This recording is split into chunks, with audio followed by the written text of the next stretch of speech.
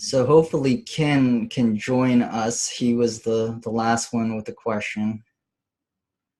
And so let's at least wait for Ken to come back on.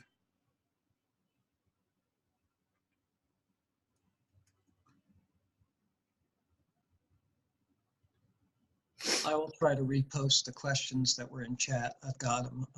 I don't think I can just post everything at once though. Start the recorder too. Great. Yeah, I do have the recorder on. And we have quite a number of people here. And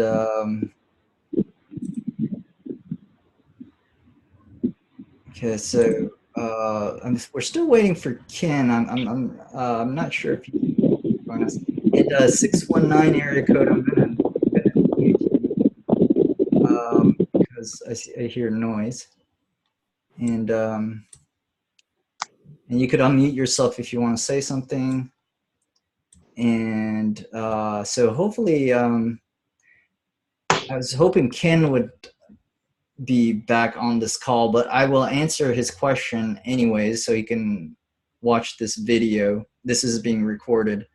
So, to Ken's question about escrow fraud and things like that, what can happen in bankruptcy is that we could come to a resolution and a reorganization plan. Let's say this debt to equity conversion or whatever it is. And, oh, hey, Ken, I was just answering your question. So yeah, so I'll just kind of repeat myself. So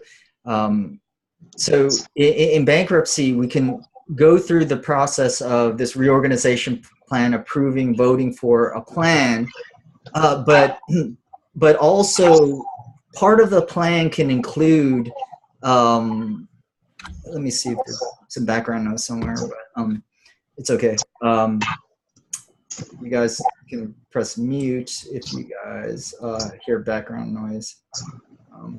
But anyway, so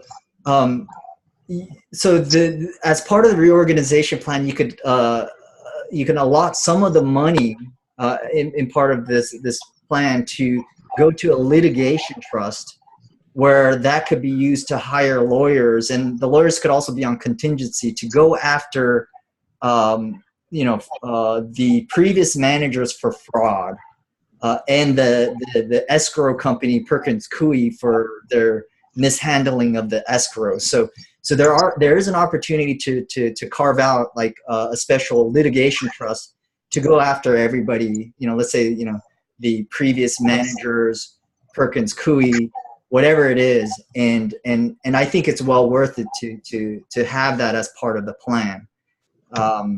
Because I think we should be able to, I think, at least on the surface.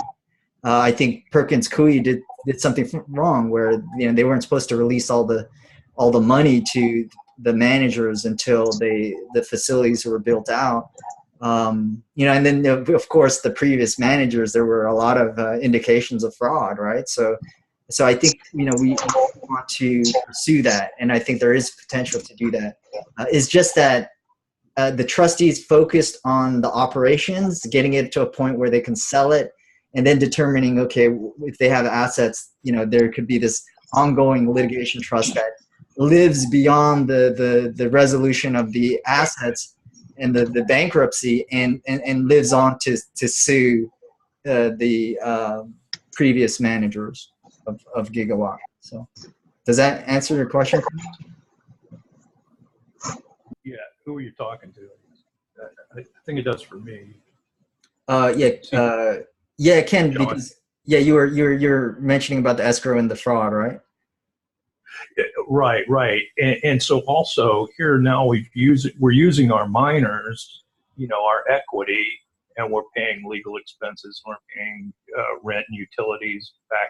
So it seems like that we've accrued in this payment should now go as part of our, our group claim now, because we're ponying up an extra, 250, 400,000, whatever it's been. I mean, somebody ought to be keeping books on this stuff, I guess. Yeah, I do agree with you. I think it's important. Number one, I think people should file the claim if they have, if they bought token holder or tokens or miners from Gigawatt. That's the way we can recover, because right now the trustee is assuming that whatever's in the estate is under their control and that they own it. Right. That's the way they've been, I guess, operating. And so the path to I think the best path to recover something is to file a claim and say that, hey, these are miners that we bought, these are, this is our equipment, these are our tokens, and things like that, and recover that way. Yeah, that might be double entry there if we're claiming our miners and the net present value, and now we're using them to pay off this. But it seems like it's accruing in the benefit of the watt holders because it's their equipment, not Gigawatt. See, in the Gigawatt and the Eco, whoever it was, in their claims, we're kind of contributing to our equipment's contributing to support their claim of some future value, if we get this thing reorganized. Actually, that's a good point to bring up, because ECO relinquished their claim in exchange for getting access to their pod. And, the token holders and miners could potentially pursue a similar path. In other words, it might be a lot easier for the trustee to deal with the sheer volume of creditors, of claimants, by us agreeing to take something besides the value of our claims. Right. Yeah, I mean, that's kind of our going in position. Well, we're owed this, but we'll negotiate for yeah, I guess my point is that it's highly likely this is going to just end up being a negotiation. So I don't know that we need to worry too much about the exact numbers. True. It's just, another factor that adds on to what we've already contributed, I guess. No, I agree. I agree, Ken. That's something that, just the number, even if we just had a number with no hope of ever getting it, just having that number out there showing that this is what we've contributed. And it is not a double accounting. It's a minus at this point. So just having that out there, I think, would strengthen the case, at least in people's minds, that, these guys really do have something. So I think it's the important. ones making it whole now. We're paying off creditors, and like you mentioned, $5 million. Well, is how much of that is actual contractors that have built pods, and do we turn around and try and get some kind of long-term debt on the equity? And we're talking about Pangborn. There again, we've got some kind of equity. I don't know how many pods have been built, but there were funds allocated to build pods. I would assume that now we find we can't get power to them. It's just kind of a suspicion maybe that, what the founders were going in there and they were saying, we've got all this cheap power, and they were promised these deals for cheap power. And then Douglas County decides they don't like crypto miners, and they say, oh, well, you got to go build a substation, and then, I mentioned last time where they said that, they built a substation or they built some kind of power distribution. They said, no, we don't like it there. You got to move it 300 feet or something. And I think I sent you a link on that. There was a very vague statement in an email they had given me. Anyway. Yeah, I don't think so I think, that's a long discussion. The PUD is not, I don't think entirely, they probably are somewhat at fault there, but I think a large part of the fault goes to the Gigawatt management, because they were trying to do something. The main point being that we as investors have I assume we put some sort of equity investment into Pangborn now that we're never going to see unless we go start ripping those pods out and, trying to salvage that. I mean,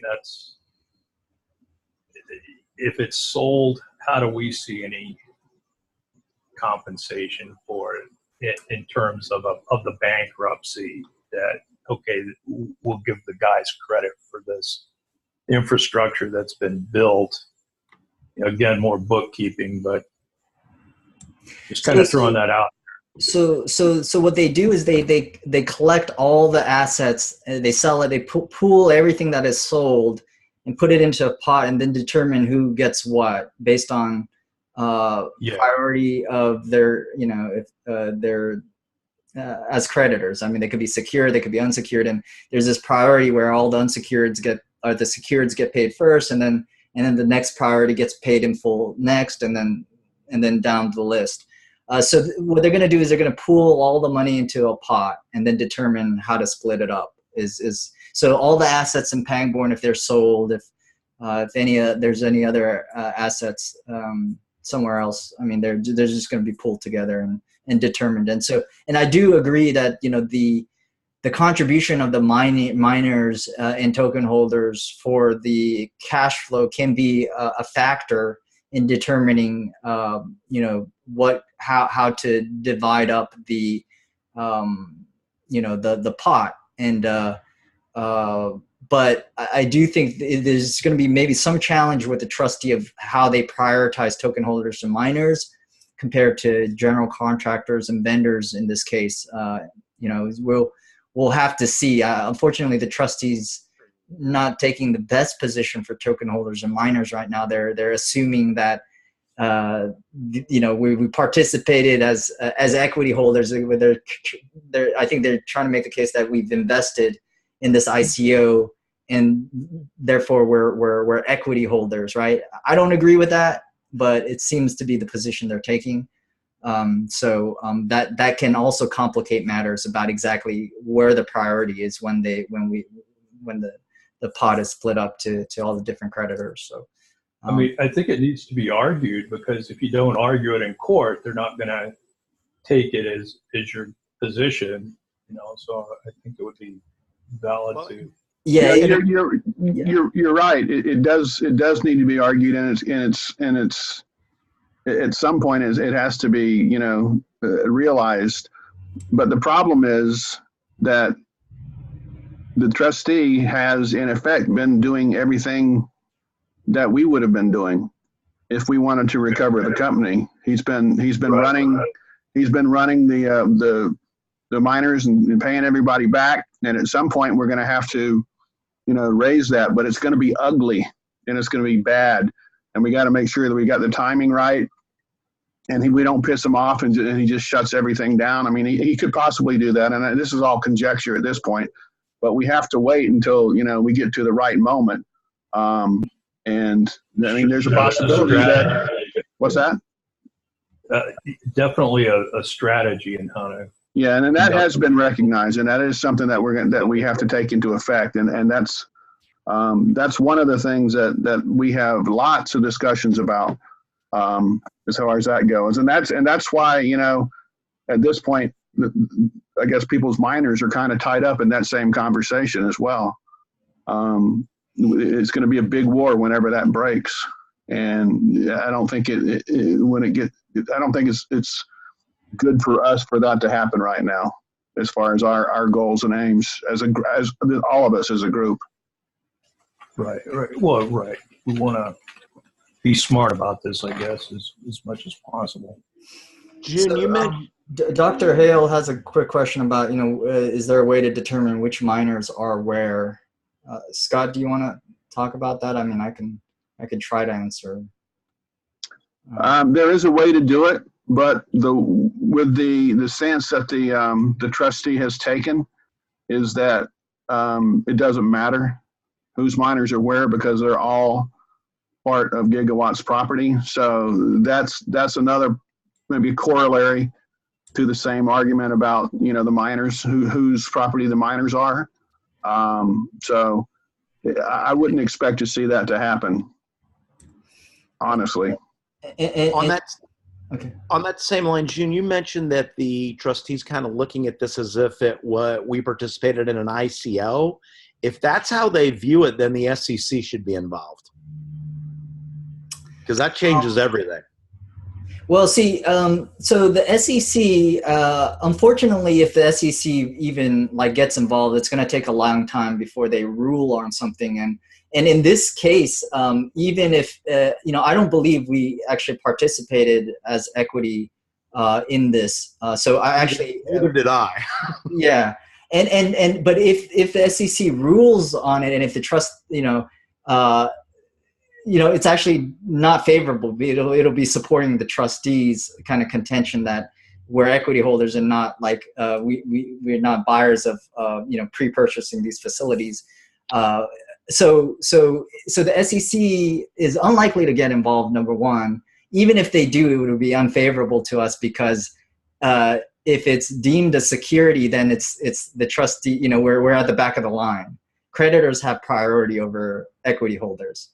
Equity holders still can be creditors, but they'll just be at the bottom of the line. So. Right. If let's for a moment, if we go with the trustees' argument that we are equity holders and we are part of the ICO, okay, let's go ahead with that argument for a moment. That would immediately put miners into play, the actual mining equipment into play, right? The mining equipment was not part of the tokens or ICO. The mining equipment was something that was bought outside the ICO, so that would immediately put us in charge of this, right? No. Yeah, I think, but I think most of the miners, I think you could make that case for maybe a fraction of the miners, maybe 10 to 20%. But I think the majority was bought through either Gigawatt Singapore or Gigawatt, and so they would say even that money that was purchased via those entities are part of this equity investment, right? And so. I mean, again, I'm just taking their position. I don't agree with it, but that's what they would say, I think. So it is. That's what their thought process is. Yeah, and so, but you could argue, okay, on the 10 to 20% that ship their miners. I mean, without participating and giving Gigawatt any money and just saying, "Hey, host my miners." I think you can make that's an easy case to. Yeah, because I think there are miners who sent their equipment during the mega big power days, and they were like transplanted into this Gigawatt. So there are a few miners like that. Yeah, there is a lot of them, but the only way that case is going to be decided is months and months down the road, and by that time the miners aren't going to be worth anything, and we're going to have paid a lot of money in legal fees. So that's another thing that we have to think about while we're going through this is the timing of it's right. I totally agree that it's right that they don't own the miners, and I don't think they own the rights to the power and the access to the power. I don't think they own that either. But I mean, proving it would be very expensive and take a lot of time. So I mean, that's the other factor that we have to keep in mind. And this is the position. We are the trustee understands our position. Like at least we're part of the. This is we're also part of the official committee, creditors committee that represents all unsecured creditors, and so we take the position that token holders and miners are creditors. I would even go as far to say as we should be high priority creditors, right? And we try to make that point, but we're not getting into both of us, I guess the trustee and us, we don't want to kind of battle it out so fiercely. So I agree. As Scott mentioned, as long as these miners every month these miners sit idle, we would be losing money. So because these miners have a limited shelf life, right? So it's good that the trustee brought them up online, and she's going after the T2T property, which is generating revenue. So as long as the money is being kind of put in a pool and not spent profligately, I think we can ride it out and wait for the right time to make the claim, I guess, for the miners. Yeah. No, I agree. Chris asked a question real at the bottom, and I'll try to get through the other questions near the top. But who's going to be at court to represent our interests? So this is a question that I want to address because so we are an unofficial ad hoc committee in this group. We're also representing the official committee, and so we have some legal representation with the official committee for variety of different activities, but we have a group here that with just representing token holders and miners, and we haven't raised any money, and so we don't actually have a legal representation yet, right? For our proofs of claims, we're all individual creditors in bankruptcy. So for our proof of claims, a lot of us have hired lawyers individually to represent each individual. So legal representation, there's different levels. And so for the first part, as a creditor, we recommend that you do have some sort of separate legal representation for yourself to protect kind of, your proof of claims whenever it's necessary. I know people are on a budget, but we have to understand that it's not like we represent everybody in their individual claims. We hired lawyers, many of us, just to file a proof of claim, but doesn't mean that they're long-term representatives of our case until we hire them for the long run. So that's the thing. I just want to be careful about what we're able to do. If we can represent the group for a particular purpose, then we can kind of collect funds to go after that particular activity. But when it comes to maybe possibly hiring someone as a group to defend classification, maybe that's possible. But the safe way is really to get each individual to get their own lawyers to defend their proofs of claim and represent them in this process. So I know that's a little bit like when we have a class that's like a big group that we feel like there could be more efficiency. I think there's certain things we can do, but I think like the individual level is where you want to start thinking about legal advice and who's going to represent each of us in this bankruptcy case overall, and who has our individual interests first. So anyway, so there's a lot of different groups. Again, the ad hoc official committee, we have not hired any legal representation yet. We are also part of the official committee that has a legal representation, but that group is formed on behalf of all creditors, not just token holders and miners. So if it's token holder and miner specific, it's probably not appropriate for that group that has legal representation that we're also part of. So and we have to remain neutral, and we again we have specific interests in because we're token holders and miners, but we also have to be aware about like general creditor interests as well as part of the official committee. So hopefully that answers the question. So if you have a lawyer friend or anything, or just hire someone at least for a little bit to help, I think that might be a good thing to do. And if we have specific things we're going to do as an unofficial committee, we'll do that, and we'll have to raise money for that.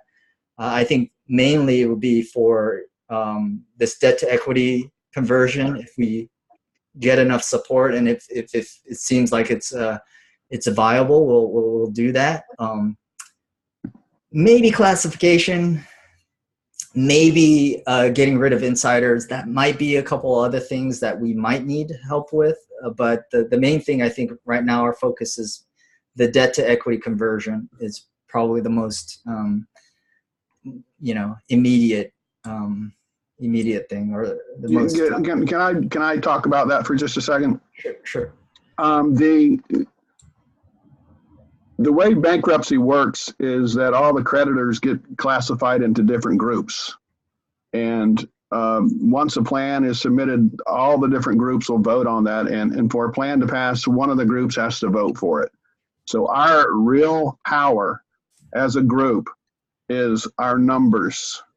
So if we come in with some overwhelming numbers and we vote for a plan to pass, then more than likely that's the plan that's going to be chosen and passed. I mean, it pretty much has to be by law.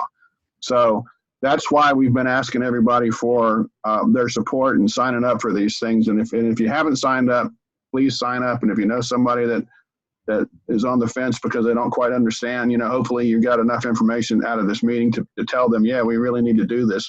But that's our real power. And that's where we can make some things happen. We can pull, we can push some ropes in the ways the ropes don't want to go because of the number of people that we have. So it's a negotiating point, a very, very strong negotiating point, that we have so many people, but we need more. So that's my 2 cents, but yeah, sign up. Yeah, I totally agree and echo Scott's sentiments. I mean, if you know people who are involved in this process that haven't signed a statement of support for this debt to equity conversion, and please do that and make them aware about what the reasons why, and just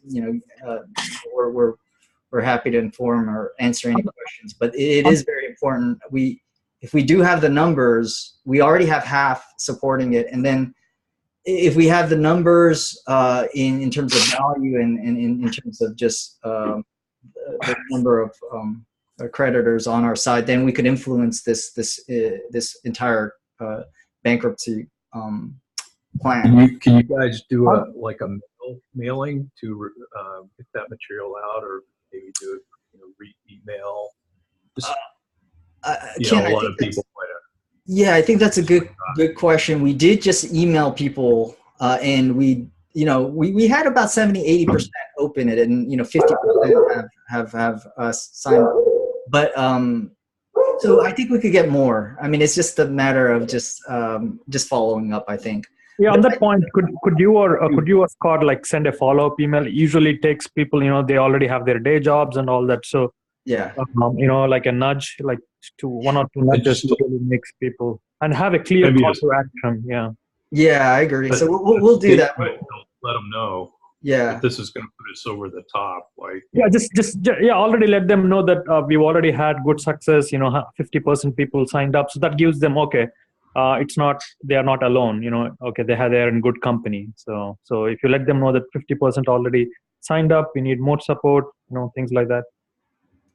Yeah, that's good. Good. I agree. No, those are good comments there. So we'll continue. Yeah, we'll do that. We'll follow up, and maybe even a mailing down the road. Once we get enough emails out there, then I think even a mailer, a physical mailing is on the table. So to tie it with what Scott was saying, that there's this hierarchy, and you might have had it in that PDF you sent out, that there's a tier level of these of the creditors, and we're kind of in the bottom of the list, and that was kind of going to my earlier, that if these the rent holders are made whole and the utilities are made whole, doesn't that kind of move us up the scale in the hierarchy of how our claims are viewed? I think we really have to make the case of the token holders and minor priority in general. So I think it can help if we make the strong case that we're not equity holders and we're creditors. So I think that'd be my answer. I mean, it doesn't really move us up the scale, but because everybody above us is gone, it increases the amount that you can recover, because the big guys are gone above you. But you're still, once you get in the classification, you're in that classification. True, right. And kind of to the point about the malfeasance, that look, these guys weren't playing by the rules over here. Does that give our claim more weight than theirs, when they're looking at this thing, rather than doing a long-term lawsuit against them, which is... Well, there is a way to not do that, but basically anybody that's an insider, the trustee could decide that they fit in a classification that's the very last one in the pecking order, so that they basically they don't get anything because there's nothing left for them to get.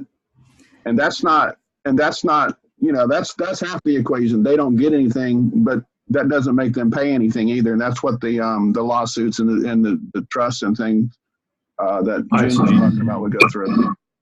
Yeah, and to follow, Dr. Hale asks, what classification has a trustee in courts placed us in?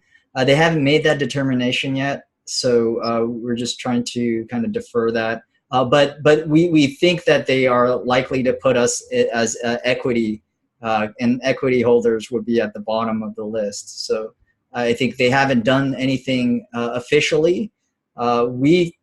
I believe we're at the top of the list. It's the opposite of what they say, and it's not unusual to have these differences of opinion. These are a little bit complicated cases, but I think we could be put at the top of the list. When that day comes, when the fight needs to be had regarding this classification, when that the judgment day, if you will, comes, do we have do we have our game plan? Okay, we are gonna, there's this law agency that's gonna represent us to fight the trustee on this point. Do we have all of that? Yeah, the classifications could be really tricky. We might need to hire lawyers to represent the group. It's funny because creditors are still, whether they fall in one class or the other. We also need lawyers individually. So I always just mention that it's almost like, Can't we collectively have all the token holders? Can't we collectively, just on the classification issue, can't we have a lawyer or a law group represent us to fight on classification? I think so, but then it's a little tricky because lawyers who represent individuals oftentimes they'll have to focus either representing the group or the individuals, because there's always conflicts. If they usually don't represent two creditors, because even though they're very similar, they're all they're very unique, right? They'll have their unique. So there's conflicts there if they represent both individuals. So anyway, there's some intricacies around that, but I think there is. He's not representing the claim amount or whatnot, how much each individual claimant gets back. This is purely on whether token holders classify as creditors or equity.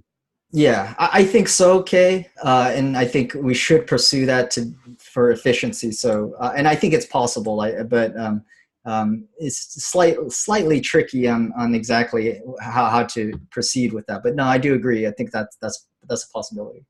Who can take the point or lead on that? Because that needs to be done, right? Yeah, I mean, Hugh McCullough would be good at that, but that's where I don't know if he's interested in that, or is he maybe interested in just representing individuals rather than a group. So that's a possibility. He's a little bit more expensive too, but I mean, it's worth it to pay, I think, for making sure we're represented well. I mean, just from our side, if there is a point man who talks to this lawyer and get it going. Yeah, so I think we'll put it in our to-do list to identify lawyers. If it's not Hugh McCullough, maybe someone else that can represent us in this case.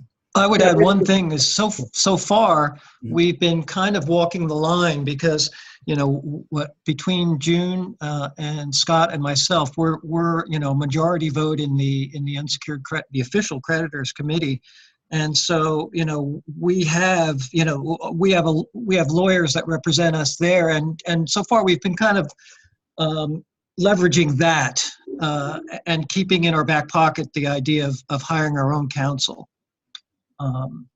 So, to the extent that there's overlap between our committee and the official committee, we feel like we get some value out of the existing relationship, and, fundraising will be a big thing. But we haven't determined yet whether we need to do it.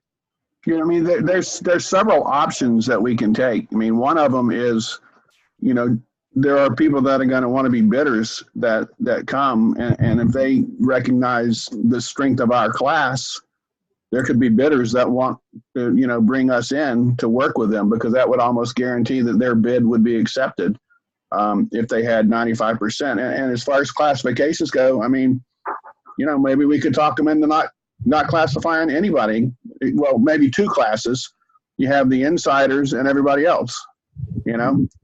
So, I mean, there's different options that we have that we can go with, but having somebody represent us in a legal manner is a good thing to be thinking about. Yeah, I would just add, Scott, you mentioned before that, or maybe it was June, that we sort of, we've discussed this with the trustee, and we've kind of informally kind of concluded maybe that we'd rather not have the courts answer that question, right? And so it may be better if it's left unsaid, and then that gives us maximum negotiating power, or the ability to negotiate, the strongest position to negotiate from. I think, as the trust continues to earn money and pay off all the, what they consider the high priority creditors, eventually they're going to have to figure out what to do with the rest of the money, and then it'll become clear what the assets are worth, and we hope that we'll be able to work with the buyer. Yeah, I mean, as you know, that's a good point. And if you think about it, the more that's paid off, the more money that's earned, and the more debts are paid, the bigger the piece the miners and token holders have left to go after. So, yeah, I think our strength is in our unanimity of purpose and just sheer numbers. We've even had a discussion where, if it comes down to it, we don't know that it will, or we don't have any reason to believe that it would, but showing up in court, it counts for a lot too. And so far, we haven't had to do that, but, there are quite a lot of us, and we can definitely have a lot of influence on this process. And the more unanimous we are, the better. And the trustee and everyone involved knows this. So. Yep.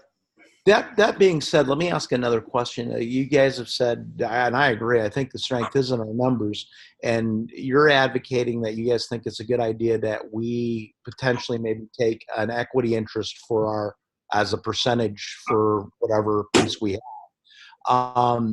Is that for everybody sticking together and as a negotiating tactic? The reason I'm asking that is because you guys have said as well that we really don't have the numbers we need yet for the drill down. So we don't really know that we'd make money going that way. Like, for example, if we got the numbers we need for drill down and we look at it and we go, wow, we're not going to make any money going that way, could we, as a group, decide to go a different direction? Yeah, I'm just curious your guys' thought process, or what has made you want to go the equity route if you don't really have the numbers yet to drill down and see where we are. I'll just throw one thing in there, which is that, some people have different long-term interests and even short-term interests. For example, some people just might want to get their money and get the hell out of mining. But personally, and I know some of us probably are on the same page, that we really want to go on and continue mining. So I think that everyone has to ask themselves that question. But I don't think that there's going to be like a two-tiered offer. Like we've inquired about this, and it doesn't seem very likely, at least to me, that people will be offered a choice of cash or equity or anything like that. And so it really does count. What happens depends a lot on how we vote as a block.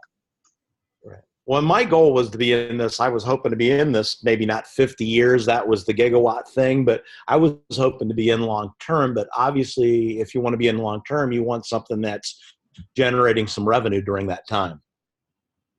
Yeah, that's true. That's very true. And that's why I got into it. And right now, we don't really know what the numbers are, but we think we know enough that the numbers look good for the long term. Because right now, when TNT gets running again, everything that Gigawatt ever had running will be running and generating profits or revenue. And if it gets to the point where, we get to look at the numbers and the numbers don't look good, we won't do it. I don't think there'd be any reason why any of us would do it if the numbers don't look good. But we believe that they're going to look good, and it would be a long-term benefit to all of us to proceed. And we got a minute left, guys. Maybe just to wrap up, we'll just